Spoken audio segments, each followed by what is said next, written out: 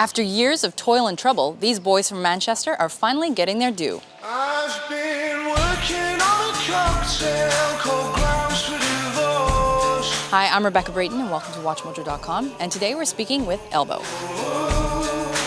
Polish in a compass that I hold in my sleeve. Whoa.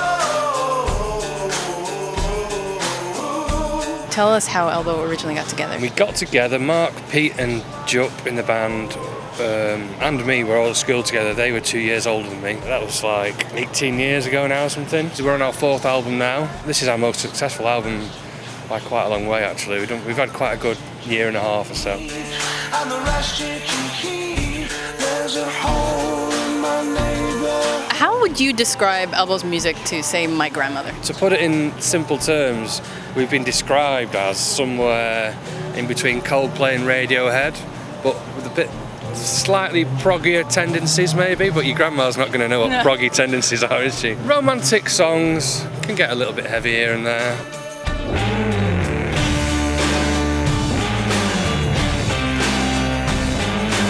Now, you often see bands that have been together for a significant amount of time have at least lineup changes. How do you think you guys have avoided this? Somehow we get on really well. One of the major reasons that a lot of bands split up is down to money, and we split the money 5 ways, so there's never any arguments, as far as that's concerned. We're all fans of sleep deprivation.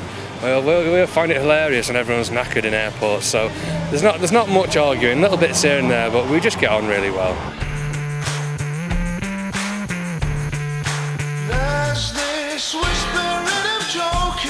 I read that for the last album, you guys wrote it as an album, Yeah. instead of like song by song, basically. It's very important to us to have an album that works as a whole. We even go to the extent where, when we're about halfway through writing, put the song that we want or know is going to go on before it actually in a session. So we quite often stop and say, right, let's just have a listen to that song into this and see, maybe take some influence from a certain sound. We're always taking a step back and looking at it like that. So I think we always will, yeah. Is it at all daunting to consider that your next album is fairly highly anticipated? A little bit, but at the same time it gives us a lot of confidence to know that a lot of people are going to buy the next album, whether it's great or whether it's rubbish. We're just still going to do our own thing. We know we can do it, so there's no problem there. We spoke about the fact that we're doing bigger venues, especially back in the UK now. It's in the back of your mind when you're writing some of these songs, which we've never had before, about playing to a huge room and, these anthems that do go down well in these sort of venues, and you can't help but think about that, but we try not to. It's just whatever's right for the song at the time. You guys have been critically acclaimed for a while, but commercially, it's only recently that you've become more successful. Did you guys ever consider giving up? At the end of the day, we write music. You don't need to have a record label to write music and play music. It helps. We can't do anything else now. This is what we do.